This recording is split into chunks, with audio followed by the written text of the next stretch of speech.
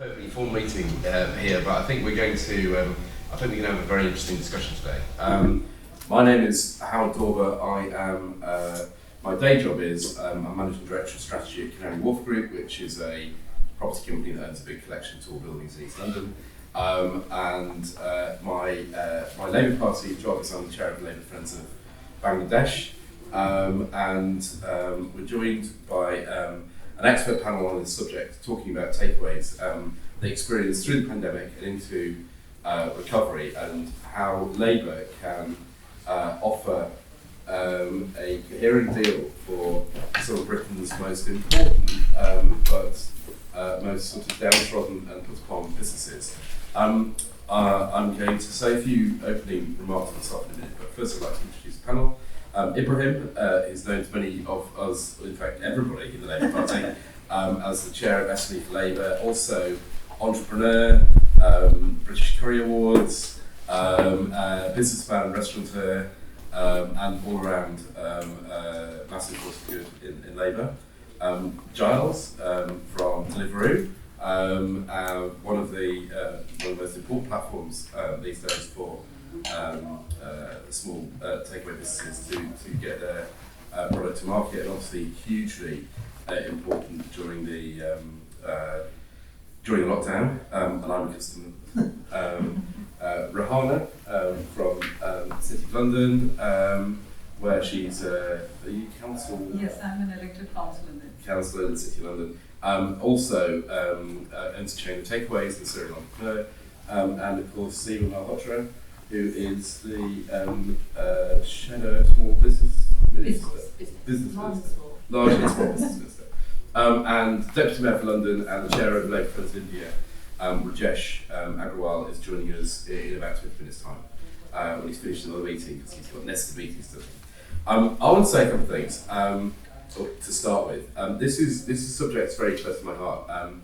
There are 12,000 Bangladeshi-owned takeaway businesses in the UK and restaurants. If you add in the Indian and Pakistani-owned restaurants, the sort of broader Indian subcontinent market takes up to over 16,000 restaurants. By comparison, the Post Office has 11,500 branches. So that, with one cuisine, is a bigger network than the Post Office.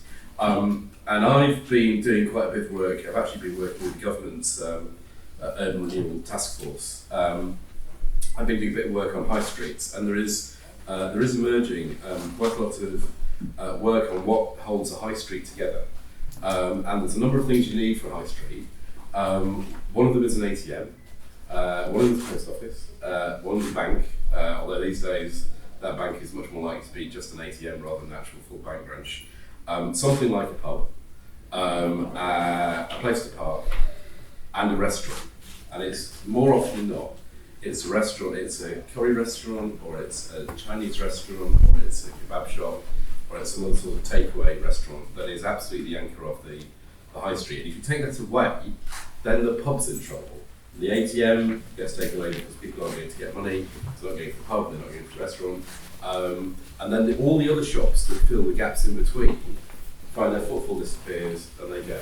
And often it's the BAME-owned business which is the absolute anchor of the high street. It keeps the high street going. I don't want to steal any Giles' thunder, but I understand that during lockdown, for obvious reasons, the takeaway business is absolutely boomed in the UK.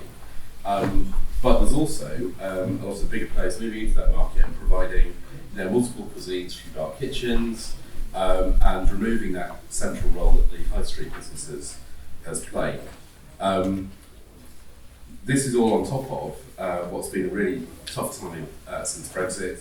Priti Patel, who is now our Home Secretary, spent Brexit going around the curry house in Britain saying, it's because of the EU that you can't get visas for your curry chefs. And if you vote for Brexit, if you support Brexit, all your problems will be solved.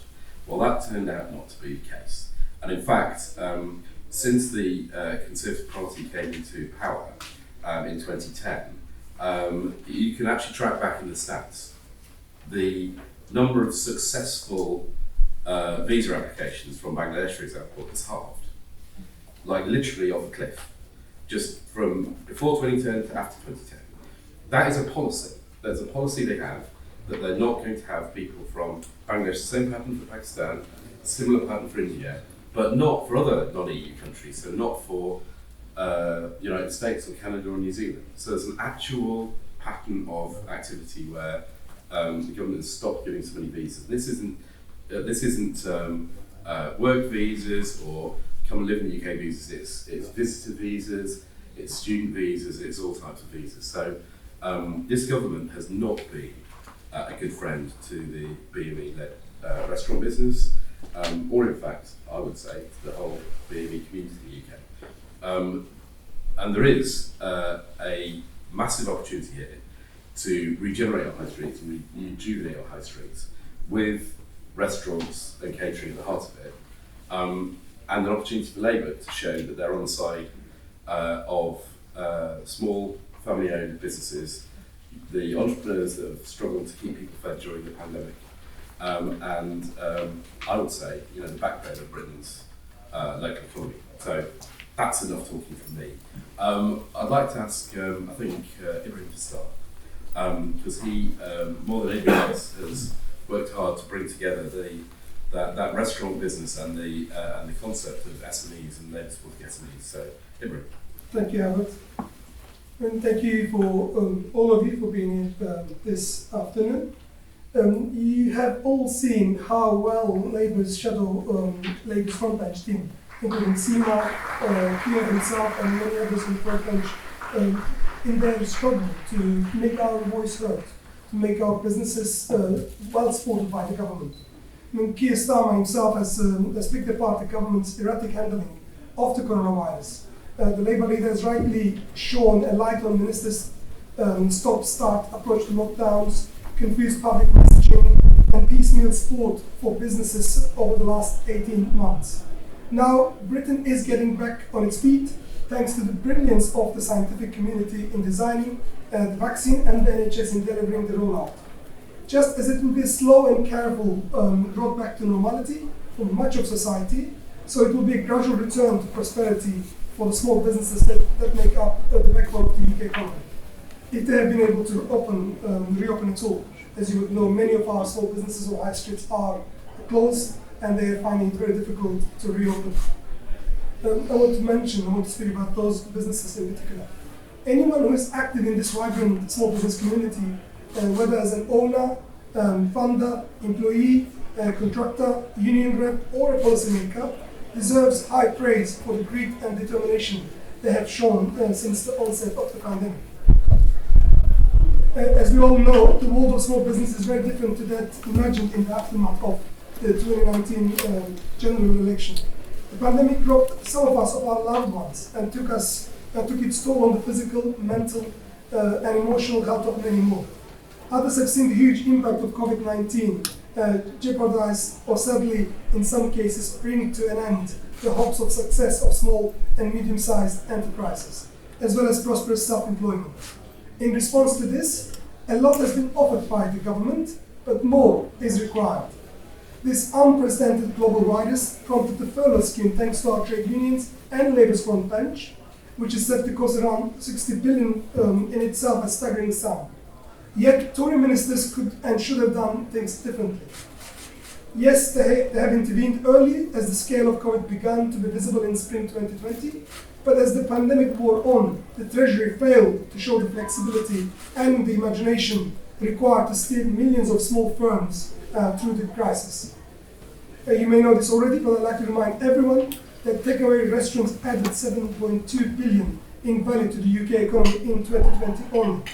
Raising VAT as an extra cost for now, while thousands of them struggle to get the ingredients they need and can barely find the staff to work in their kitchens, is a real kick in the teeth.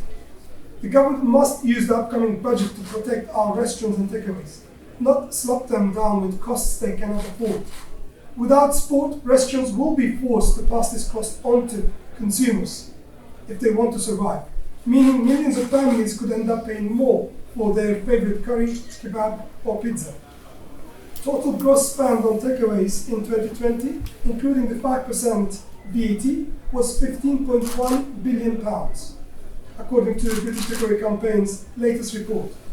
Therefore, total spend on takeaways in 2020, excluding the VAT, would be more than £14 billion. If VAT were to be 20%, this would have increased to £17.2 billion. To ensure Britain's smallest restaurants and takeaways survive the coming months and can remain competitive without having to increase prices, the British Takeaway Campaign launched a 5-point plan for sector's recovery. It's a campaign that I chair, with 5-point plan for sector's recovery. And the first would be to scrap the VAT's increase in March 2022 and freeze VAT at 12.5% permanently. Businesses will already struggle to accommodate the 12.5% increase. A further increase in the new year could be the death knell for many. Extend business rates relief until the end of 2022. The business rates holiday has been one of the most effective support measures for the hospitality sector, with hundreds of thousands of businesses benefiting from the 100% relief during the last 18 months. Government needs to introduce a Commonwealth Common Good visa.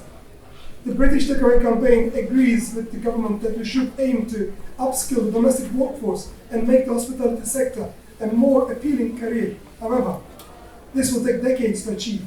Restaurants need staff now, not in 2030.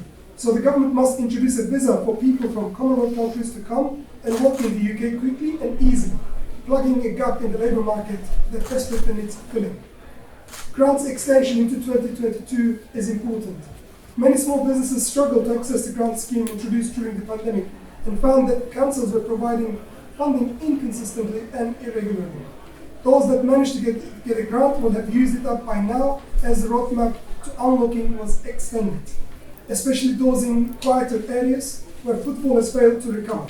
A new or revised grant scheme could be delivered quickly, supporting businesses while they accumulate the post-pandemic economy. Extend the Kickstart scheme and make it easier for small businesses to take part.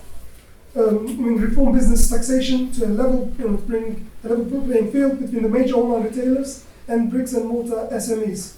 We would expect government to consider rewriting the rules on rents, which are often the biggest bill on small firms. This should include a shift from fixed quarterly payments maybe to a system based on turnover. I'll stop here and hopefully we'll have more questions afterwards.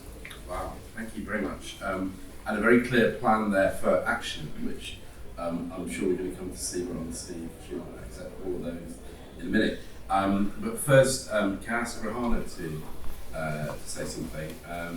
You've got obviously direct from my own personal experience in this as well, and you're involved in a local authority, a very unusual one, the City of London, but still a local authority that has a business focus and one that looks to support small business within the city. So, Rahana. Yeah, sure. Thank you so much. It's really a delight to be here this afternoon. And I would say a few points more about my practical experience. Yes, I think I echo every word with which Ibrahim had just mentioned about. So I think we've covered quite a lot. So very little for us to talk about the same thing. But I could really second those views and suggestions which Ibrahim just spoke about. But more from a practical perspective, I see a lot of some of my friends here who are also into the takeaway business. From a ground level issue, if you see the post-pandemic, yes, it has really shook up the world. A lot of businesses have been affected, but the shake-up that happened on the hospitality industry, but fairly, I think, to takeaways, they were slightly better off because of the social restrictions and so on. So people prefer to have their food delivered. But from a practical perspective, in terms of now from the post-pandemic, the most common issues, me as a entrepreneur of a family-owned takeaway, what I see is in terms of the changing consumer behavior. So especially with the pandemic, there's always this fear of the spread of infections. But of course, technology has enabled where we've gone to online delivery. So I have my another co-panelist who's going to talk about that. But are the businesses really ready for this kind of a digital shift? What's the scope for innovation? What's the support that we could give for the takeaways so that they are business ready in order to be ready for this new ways of working? So that's something as a challenge because not everyone are digitally skilled enough or they know what's available in the market. So that's something that support is needed in terms of that digital skills or having the right digital tools to enable these takeaways to flourish post-pandemic. The other aspect, more from a practical perspective, again, is building that customer trust. I can give some examples of other countries like in China and New Zealand and Germany, though after the restrictions, they haven't been able to bring the footfall into the high streets or in any of these social cohabiting spaces. But what is that we could do differently to build that trust? How can we communicate? How can we engage more of our consumers? So that messaging I think is lacking from the current government in terms of how to build that trust, how to give that assurance that the guidance has been followed as outlined by the local authorities. And thirdly, the most important factor which is really affecting a lot of businesses today is the supply chain. So there's been a lot of disruption in terms of that supply chain, the whole framework or the whole ecosystem, if I were to say. And that's something needs a lot of thought on this, especially with the current lorry strikes and the non-availability of skilled resources, the drivers. So those are the kind of more on-the-ground issues that I think the government really needs to take off in terms of short-term ways or strategies to overcome the issues. But of course, there are long-term as well. Maybe a little later I can discuss about what kind of strategies that the government can do. But of course, as Labour member, I would say this is where we need to really demonstrate that we are a pro-business party, and there are a lot of there's a lot of thinking that's happening currently within the party, and that's the kind of message that we need to really bring it to our voters to say yes, we can have that trust. We are a socialist party, but of course we do value businesses as well, and that's the kind of new thinking that we could bring in terms of the new ways of working. Thank you very much. Okay, it's been mentioned a couple of times already, but there's been this massive shift to the platforms that that help particularly small businesses who aren't able to set their own individual platform, but to help them to get online and to get to their customers.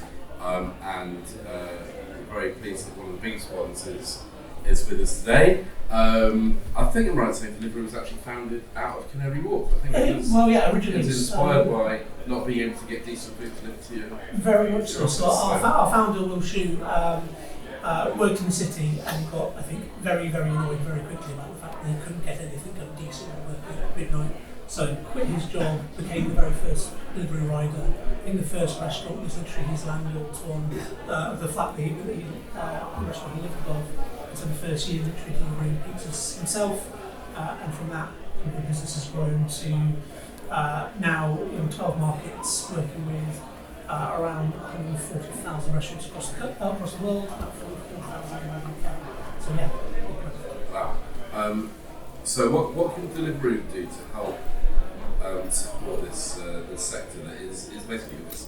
Yeah, so and you're absolutely right to think of it as customers, because one of the things that often we think about Deliveroo is we have our customers, people coming to the consumer app to buy stuff, but actually restaurants are as important a customer for us as as the end user, because we want to have good food on our platform, the things that people want to eat, and that means a couple of things. It means a massive amount of support has to go into kind of helping restaurants understand the benefits of being on platforms, having digital tools, and I think that goes exactly to your point about the need to upskill people. What are the tools available to them, and understand how they can benefit them, what are the risks as well. I think that's important as well. I think if we take a step back and look at the pandemic and what happened there, you're absolutely right that there was an explosion of takeaway by the kind of middle and end of the pandemic, but actually early doors, what we saw was huge numbers of restaurants closed, and an incredible lack of trust in takeaway food from people. So we did some surveying around the time. About 74% of people thought you could get COVID through food, literally through ingestion. So there's a huge amount of work had to go into educating people. Actually, this can be safe. We did a lot of things on the app to make sure that you have contactless deliveries and all those kind of things, and also to upskill restaurants in how do you run a COVID safe business, and we spent a lot of time providing guides and things to I think what we saw actually and it kind of shows the kind of stark reality of the business we're in.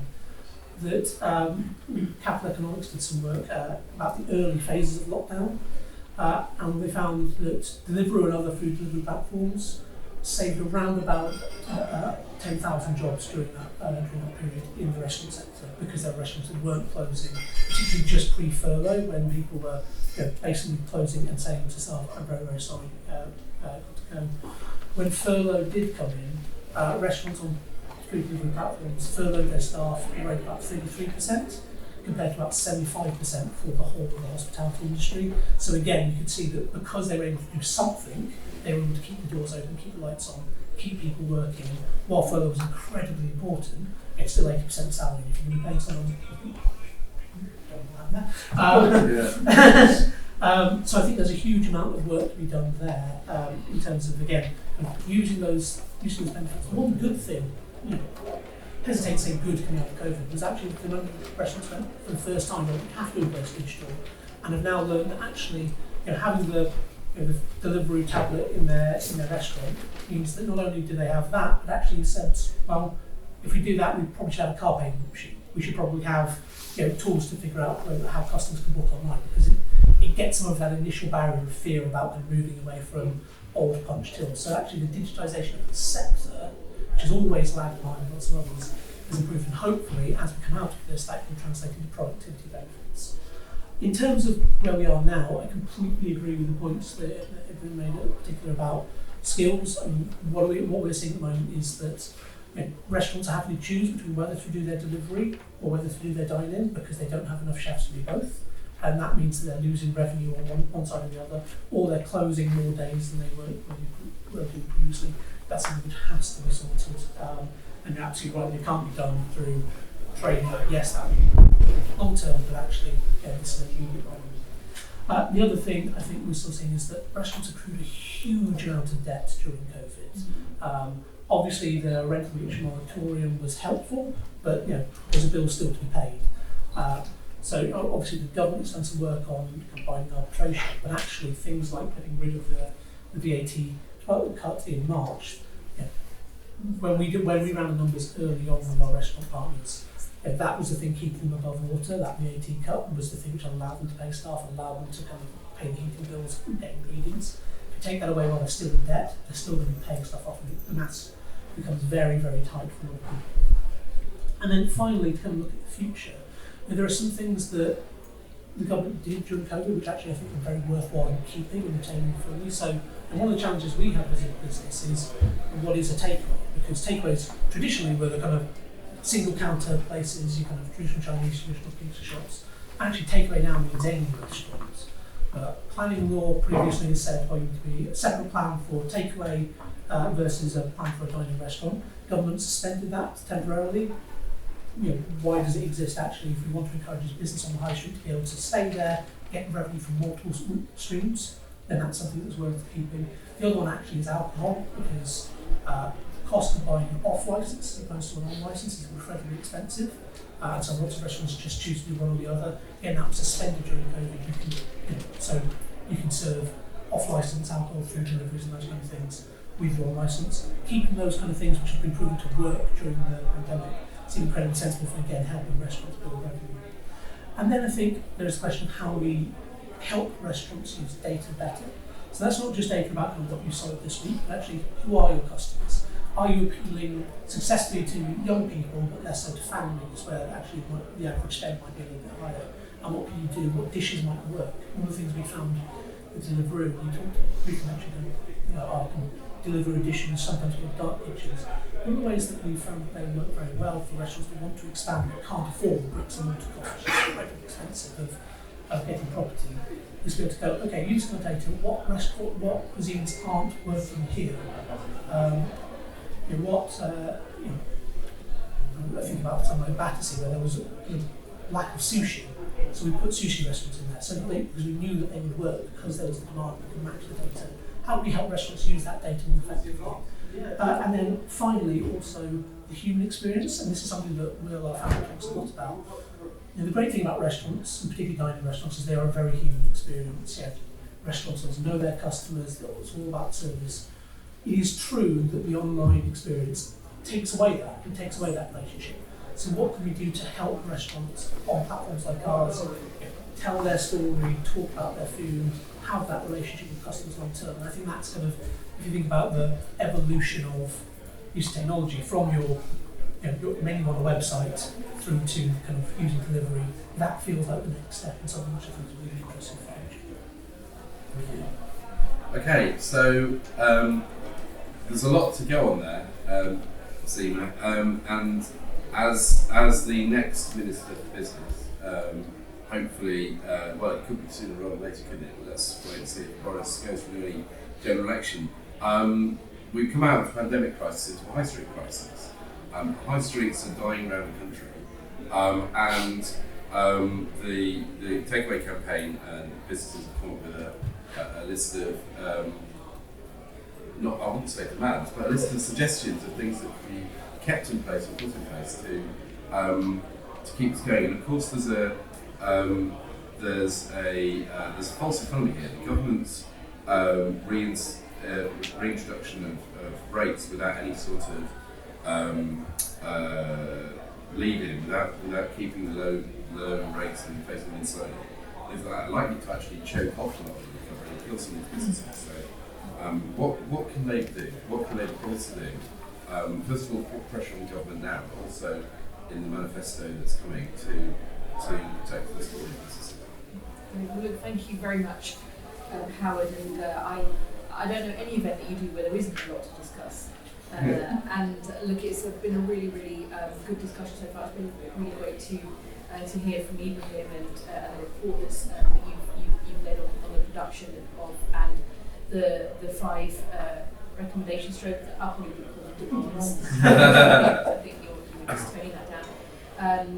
Giles as well, I found it really interesting to place the kind of role of Deliveroo and how it had come about and how it was really part of the kind of the value add and almost part of the the overall kind of restaurant takeaway supply chain.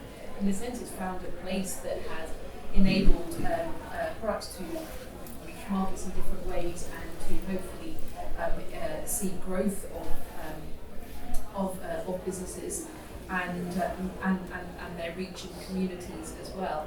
I think there is a very key part of this debate which is about communities and their recovery too.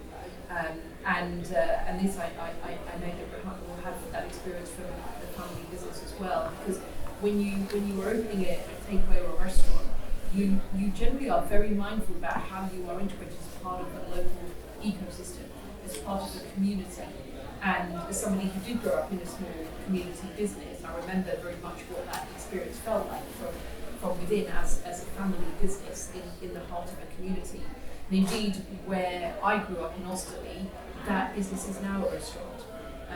And I've seen its journey. It's called Memories of India, and I've seen its journey as well through the pandemic and coming out, as well as the others that are in our local area. I think the challenges that have been highlighted are very key to sort of understand and acknowledge, because we have seen the real kind of, in the sense that it's almost been a roller coaster for the hospitality sector as well.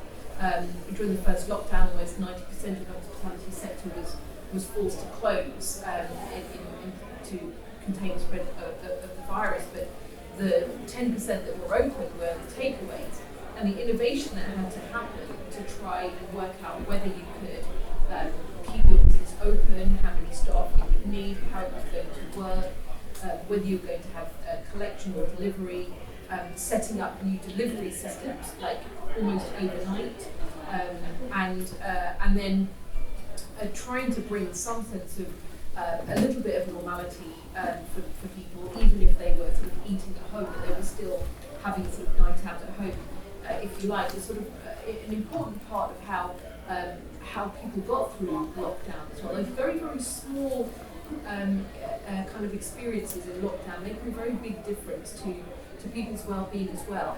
And I do just want to acknowledge the business owners, the staff, the drivers, and everyone involved, the effort that was made during lockdowns, and indeed sort of the innovation that's come since. So we know about, and I think we understand, the lifeline that restaurants are in our communities. I think we've also seen, and we've been at event after event with the Labour Friends of Bangladesh, talking about the challenges of getting staffing as well, not seeing chefs as a shortage occupation, not having the support that might be needed, and the growth being impacted as a result of businesses closing. We've seen a sort of failure cycle that has been, I think, just a challenge for the government to sort of properly address, because they haven't been joined up about it. I think it's fallen into the category of not seeing the problem as it is, rather than seeing the world as you want it to be. The promise that Brexit was going to solve everything, when in fact there are other challenges, and you need to be realistic as a government. Government is not about running a campaign. Government is about government, and it is about running a country with stability and with forward planning. And I do think what is important to highlight, and where I'd like us to continue this conversation through conference and beyond, is that the failure to plan for one part of the cycle that we've been through. Very quickly things can change, but how do we keep planning for growth and sustained growth, and for the innovation that might be needed? The supply chain crisis that Rahana mentioned as well, I mean, it is real. It is real because it has been something that's been compounded by COVID. It was not caused by COVID, and I think we have to be clear about correcting Grant Shapps on what he's trying to put out today, that the driver shortage was not caused by COVID and the pandemic. It has been exacerbated through COVID, but also primarily exacerbated by a lack of failure to plan for the new risks that then came in. And I think the difficulty here that we're now seeing is that, that as Howard very, I think, powerfully outlined, the kind of criteria for success, the factors for success of a thriving high street, require much about the environment to be in place in order for there to be an integrated view about why would a person choose to go to that place, and why would they choose to go to the restaurant, and what would make it easier, not harder. And I think the sort of making life easier, not harder, both for families, and making life easier, not harder for businesses, has got to be a principle that you've got to start from in assessing where we are on policy. And the Food and Drink Federation has also talked about where shortages are going to be coming in, that we've seen affect both restaurants and also Nando's being one example, and we've seen that affect our supermarkets as well, now affecting our petrol pumps. And so, it's affected the delivery of flu vaccines. I mean, these are just four areas. But the reason has been this lack of forward planning. And the same issue of do you need to look at shortage occupations to help deal with crises of shortages of skills, but also where you have those who are skilled and experienced helping train others. And so you build a team of how you might sort of rebuild and generate kind of skills for the next generation. So, we've seen the example of the battle to try and get some short-term visas for HGV drivers, which is not a new conversation. It's as if the government has only just heard about it, with Boris Johnson talking about a rapid solution on Friday, right? A rapid solution on Friday, just as there's a crisis that's starting to hit the petrol pumps. Whereas, it's needed a rapid solution for the last 18 months, because in fact, before the pandemic, there was a shortage of 50,000 HGV drivers. So, these are kind of compounded issues, and what the government has now tried to do very belatedly is a short-term response rather than an integrated response. So I think we need to keep this conversation alive. I think we need to look critically at where the shortages are and what needs to be done, both in terms of whether it is through visa support, but also in terms of really active and industry-led ways of retraining. Because what's happened in other sectors, including with the HGV drivers, is that the apprenticeship programs, which require 13 months and very complicated red tape, and other kind of skills development is far too slow and not responsive enough and not agile enough, and not working in a way that needs to be worked with in terms of working with industry. On the finances, because I think this is important to highlight now. There are questions, and I do want to take the way to consider for the budget that have been highlighted by Ibrahim today in the report, the questions about whether to extend the reduced 5% VAT that's been that hospitality has been able to have, and some of the other questions and grants. I think what is important is there's got to be also a plan for how the sector is going to need to respond to the challenges, some of the structural challenges that it does face. And in this, I think some of the programs that the government has brought in, albeit without a proper plan, one being the help to grow management and one being the help to grow digital, I would like to see being pushed out through our networks, because quite frankly, if there are resources available, and it is a program supported by the CPI and others, and with business schools, to have small business owners be able to participate in programs that can lead to them having experts to help them develop on their business plans. And perhaps think outside of the box, because family-owned businesses within the cultures in which we've been developing them I think you have to have a way in which innovation and imagination can be brought in, and people can see what might be possible and different for them. And indeed the help to grow digital, which must be more than about a website.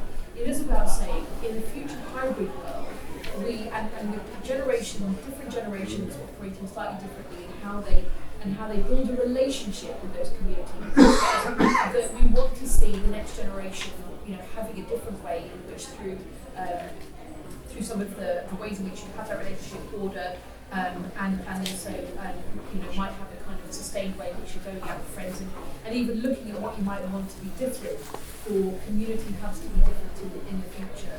This is where I think that restaurants and takeaways have a really big opportunity, but I think we've scratched the surface, including with local authorities that have a big role in how they can encourage business development and growth.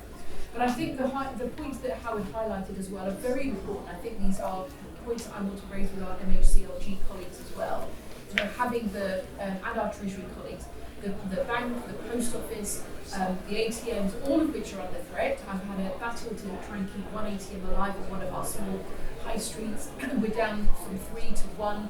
That last one could go. And what's the answer that all the residents have got, and even I've got, is walk a mile to the nearest post office, which itself is under threat. I mean, there's no integrated thinking, and there needs to be, with government for an integrated plan for high streets, with our local authorities that need to think about this from a planning perspective, and with our local business communities, in which I do believe that our takeaways could extend their voice within some of those networks and could be encouraged and I think trained in how to do that, to be kind of public advocates locally for their businesses. But I'll just say a couple of final points. We have some very live ongoing kind of challenges to the government, where in June we saw the kind of the perfect storm coming of quarterly rent due, of business rates relief ending, of furlough starting to be tabled and ending, and of evictions, the evictions bans potentially coming to an end. There was a perfect kind of storm brewing, and that storm is still there. It's a little bit further off, and it's a bit more tapered, but it isn't still. It's not that it's not still happening. And I think the point made about the debts that still need to be repaid, we put forward a very strong policy on needing to tie debt repayment to how revenues were growing, and recognising that different sectors and different business sizes were going to recover at different speeds. There is a tail to the recovery of the pandemic that I do not think the government either accepts or maybe does not understand, but it needs to, because otherwise what you're going to see are businesses that need to close when they should not need to, and which will take away hubs from the heart of our communities, take away those jobs when we need them to be staying, and we need those businesses to be supported and to grow. So we have a way in which, through the commission that we'd also developed on high streets, through some of the ideas that have come out of that, through the next phase of work that we need to do, that I very much want you all to be part of, and to the commitment that we've made to want to create 100,000 new small businesses. Not least because they aren't just small businesses that stay small businesses. They are small businesses that grow to become the bigger of businesses, the international businesses. If you take Deliveroo as just one example. And we recognise and we understand and we believe in the role that SMEs play in our communities and in our high streets. So we want to see that civic pride continue. We want to see the hubs be strong and be developed. We want to see that done as part of an integrated strategy. It's got to be cross-departmental. And so I very much hope that you will continue to be part of that dialogue here, but also continue to be part of that dialogue in the run-up to the budget at the end of next month, but also in how we need to be challenging the government on policy and tightening up our own policy ahead. Thank you. Thank you. Right, we've got another speaker who is, along with, I think, everybody on the panel, because obviously See's had an amazing business career before she joined Parliament. Let me make, oh no, thank you. He's an entrepreneur. He's actually a tenant of ours at Canary Wharf with business. He's also the chair of Labour Friends of India, and he's got this fantastic role of being the Deputy Mayor of London for Business, one of the places where Labour is empowered to make a difference. So, Rajesh, how can we save high streets, and how can London be a model actually for the rest of the country as we try some of these things out where we can support our takeaway and restaurant businesses in high streets around the country? Thanks very much, Howard, and thank you, SME for Labour, for organising this event. I'm absolutely delighted to be here, especially because it's in person, so no one can say you are on mute anymore. Last 18 months have been hugely difficult for businesses across the country, all different sectors and all different sizes. But particularly it's been really difficult for our hospitality industry, the restaurants, the bars, the sort of nightclubs, the takeaways, everything. It's been hugely difficult. And we've spent a lot of time lobbying the government for all different kinds of support. And frankly, despite the support that the government has given, there are many businesses who have still fallen through the cracks, and they could do with even more support. High streets are changing so rapidly already. I mean, a lot of people say high streets are dying. I said they're not dying, but they're changing rapidly, and it's important that we sort of keep up with that change. And people want more sort of experience, where they want more sort of experience. They'll continue to do that, and the use of technology is hugely important in all of this. So we launched something called the Technology Adoption Service in last 18 months to quickly help restaurants and takeaways to adopt technology, so they are able to get online into it. One of the big challenges in this industry, and which is right now really high, is the shortage of not just skills, but the shortage of labour altogether. I mean, it's a scandal. I've worked very closely with the various organisations like the UK Hospitality, almost on a weekly basis, Nighttime Association, Nighttime Industries Association, British Beer and Pub Association, and so on. And we are seeing a huge problem, and that's why from the Mayor's office we are backing UK Hospitality's plea for doing a COVID recovery visa. So in the short term, we can quickly bring the labour and the skills that we require to make this industry thrive again. Hospitality industry employs a huge number of people in London. If you combine hospitality, retail, it's about 1 in 5 jobs in London. It's extraordinary. So one of the things we have done to support the industry since things have started opening up is a campaign called Let's Do London. Is to bring more people into central London, to our cultural institutions, to organising events in central London. And within that, we've launched a campaign called London Eats, because thankfully in London the cuisine and the food scene has really improved in the last 20 years and so on. We've got a huge variety of food, thanks to all the entrepreneurs who have come from around the world and set up their businesses here.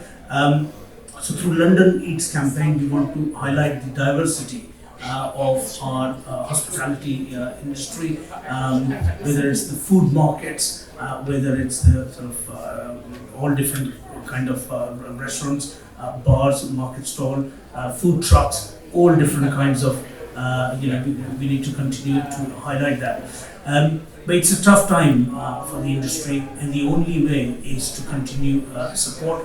I'm very conscious that the government support is coming to an end now, and I think it's, which is what we've returned to the government to make sure we continue to support. And it's slightly disappointing that the support, a lot of it is either tapering or coming to an end. I think it's too soon. Don't assume things have got back to normal. Particularly in central London, I mean, if you look at the tube ridership, it's only just gone up to about 50% to the pre-pandemic levels. A lot of these businesses are dependent on international tourists, which are not back yet, won't be back anytime soon until things really start opening, so certainly not in this year. So we are trying to promote London for a domestic campaign. What happens as people start working from home 2-3 days a week? What happens to the commuter? Those coffee shops and cafes have been dependent on the commuters coming into central London. All of that, I think, is a big challenge, and we have to make sure that we continue supporting those businesses and help them innovate and expand as they go through this such a difficult time. Brilliant, thank you, Rajesh. And it's inspiring to hear Labour doing some practical things in power. And I think it's easy for those of us who spend a lot of time worrying about national politics to rail at the government. But we should remember that Labour is in power in London, in other parts of the UK, and of course in cities and towns around the country where we have an opportunity to do something. I'm going to open up to questions. We've got about 5-10 minutes left. So, has anyone got any questions or points they want to raise from the floor? Yeah, gentlemen from row. Yes, my name is Siddharth. I have a question. I will support the local governments doing, especially for high-speed business, supporting in terms of rent. When the scheme initially just introduced, but after that, local councils they are doing some support. They should increase, not in terms of talking especially the rent. Rent not rates. Not rates, rent. Rent. Yeah, there's obviously been the sort of rate relief, but on rents as well, I mean, there's a huge challenge, and there's been very little support, frankly, from the government. I mean, there have been some grants which you could use, but for all different kinds of the rents in London are so high, and I can't believe that. I mean, you've got the same level of grants across the country, whereas London the cost is really high. So for London businesses, it just doesn't cut it. I mean. And even the sort of rates relief as well. I mean, the whole system of the way rates are calculated is, I think, very archaic, and it needs a huge amount of review. But on the rent, there's been very little support. So what we wanted to do is lead by example. So if you look at TfL, which is one of the largest sort of landlords in London, because all the shops in the station. Around the station and so on. So TfL is big. So most of the tenants of TfL are small businesses. So we immediately granted 3 months of rent-free period as the pandemic began, complete rent-free to all these small TfL tenants. We then wrote a letter to a number of different sort of landlords across London, including the Archco, which is the largest landlord. They own pretty much all the railway arches. Pretty much in the country. So we wrote a letter to them, and thankfully they also followed what TfL did and gave 3 months of rent-free period to all their tenants. And wherever the landlord could support, they've done it, but it's not been enough, and I know many businesses have suffered. Yeah, Cindy, you'll think on this one. I wanted to go first. I think that was very helpful for Roger to say. I think, and I just want to say that what the Mayor of London has done. I think there's so much that just hasn't actually been really recognised as to not just what Sadiq did, but also what some of our other mayors did and sort of help. And it's true that the rent debt is a really big issue that's still with us and will continue to be with us, and that there needs to be more that is done to alleviate and help that. But I think there's also I think an initiative I do want to mention that Hounslow is putting, which is it's £20 per household to a voucher to spend with a local business, and is for businesses on board who say, "Oh, you should be part of the scheme." And it is great because you're only going to be able to spend that £20 voucher per household in the local community with those participating businesses. But it has, I think, done something more important than just saying, look, there's here's 2 million or whatever it's going to be, that can go into our local economy, particularly as we're threatened with universal credit leaving, which for my constituency alone will see £18 million come out of the local economy next year. I mean, that's how much it is. Well, 18,000 people when you see, and so it's an extraordinary amount that's going to come away. So but these small things can actually help build the relationship between family and business, where they may not want to spend something before, and once you've done something once, and they'd like to be a repeat customer as well. So I think we need to see more initiatives like that. So we need to see more incentive, but we need to see a government with some imagination that's going to keep people shopping. And just to add on imagination, one of the things we did when the pandemic first started, we realized that think about restaurants where your favorite local restaurant is shut right now, but you want them to stay afloat and they're having trouble with cash flow, they still have to pay the rent, etc. So how, as a customer of that restaurant, how can you help them? So we launched something called Pay It Forward London. It was a crowdfunding campaign where restaurants and bars and hairdressers, and they can all register and they can market it to their customer base. Customers can buy prepaid vouchers. The money would immediately go to the restaurant for a service which can be utilized later, and has been hugely successful, and we match funded it with the Mayor's Fund as well. So it was match funded, so if the customer buys a voucher, we put some money towards it. Hugely successful, hundreds of businesses have really benefited from it. I've got Rohan wants to come in on a break, but I will take a couple more questions. Lady there in the second row. Yeah. Thank you. Carrie from Wandsworth. A couple of questions. So how are you ensuring, you've spoken about how important delivery is to keeping the high street alive, but we have police in Tuesday because the delivery drivers aren't provided with any facility. So they were being naughty, I won't go into it, they were being quite naughty. So the police came, and then that kind of ruins those people's business. And a bit of a second question, I don't know if you touched on the standalone kitchens, but we are talking about high streets here. I'm wondering if you think that those standalone kitchens are actually detracting from customers for a lot of our independent businesses. Was that your two questions? Yeah. Okay. What I'm going to do, because we've got a bit short time, I'm going to take the other question as well. So my question was basically the same as about cloud kitchens and what can we do with business rates, etc., to encourage those restaurants to stay in physical restaurants rather than disappearing to industrial estates where that's affecting the high street. Okay, and I've got two more. I think that's probably going to be it. So gentlemen. What is the plans and policies for small, medium corner shops to protect the Sainsbury because just for local shop like chains? Because nowadays, day by day, you see every weekly they are expanding corner shop in, everybody knows this Sainsbury, Tesco's and local shops and chain shops. How can we protect with local shops? Because recently, just as I Hounslow West train station is Sainsbury local, the permission given. It's affected for all 4-5 corner shops, affected for the corner shops with confectionery. Okay. And Councillor from Barking. I think all the speaker have talked about the small businesses suffering a lot, especially catering industries. I know lots of my friends, catering association. They was lobbying with kitchen department for a long time because of the shortage of staff. But they're not doing anything really. It's number one. Number two, that is the failure of flexible things that we are suffering with the petrol coming from Barking today. Everywhere, I tried so many petrol stations, there is no petrol to the sign. This is the duty because of the Brexit.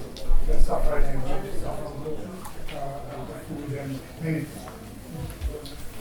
Okay, so what I'm going to do is going to ask people to sum up and to answer those questions. So we've got three sets of questions. One very specific one about delivery drivers being naughty, and also about dark kitchens. How do we support SME businesses on the high street to defend themselves against big chains coming in, and the visa and the support issue? I have to say that if you if this was a Labour government and you were a Tory newspaper and you had the shelves empty and you had queues at petrol stations and you had this massive crisis in the high street, this would be presented as a new winter of discontent. This is what the Tory newspaper would be saying if this was the Labour government. It'd be like, Britain crisis as fuel and food runs out, government stands by and does nothing. And yet, this is not being blamed on the government. And, and they're saying, oh, it's happening everywhere. It isn't. There's not queues for petrol stations in Germany. There's not queues for petrol stations in the USA. This is only in the UK. It's only because of the way the government's running the economy. That's my rant over. Right, I'm going to start with Rahana, because you want to come in on rates. Yes, yeah. There were two things I just wanted to highlight about, especially on the business rates. I mean, maybe one thing before that, what I would say, all the points that we've highlighted here now, yes, there are issues, but if you really take a step back little, these are not new issues. These have been there for years, and it's only a kind of a firefighting mode that the whole government is taking at this stage, and it's like just COVID is everything, which is not the case. But actually, if you see, the business rates reform is absolutely necessary at this stage. If not for now, when would this government really take into action in terms of how the rateable values would be calculated? Because that process of 5 years review, that sounds absolutely crazy. When there is so much inflation on rents, that's something has to be taken care. And the other thing is, we talk about high streets, but what is the kind of investments that the government is doing in terms of public investments on improving experience of the communities or the commuters or the businesses or the people who visit the high streets? There's a lot of these things that needs to be done, because high streets are a place-based organization, place-based communities, rather than like just seeing them as business hubs or business districts. So that sort of thinking has to come in, and these are the kind of things that I think from a Labour perspective we would be able to bring in these policy changes that would really address most of these issues that have been running from the past. Thank you. Okay, and I'm sorry, but I have Shadow Secretary of State for Trade giving me daggers out of the door, because she's quite right, because we've run over time, and the next the next meeting is due in. So what I'm going to ask is, can you talk to the colleagues from Wandsworth, please, about their specific issues, and we'll collect this and respond to some of those questions online. So thank you very much, everybody.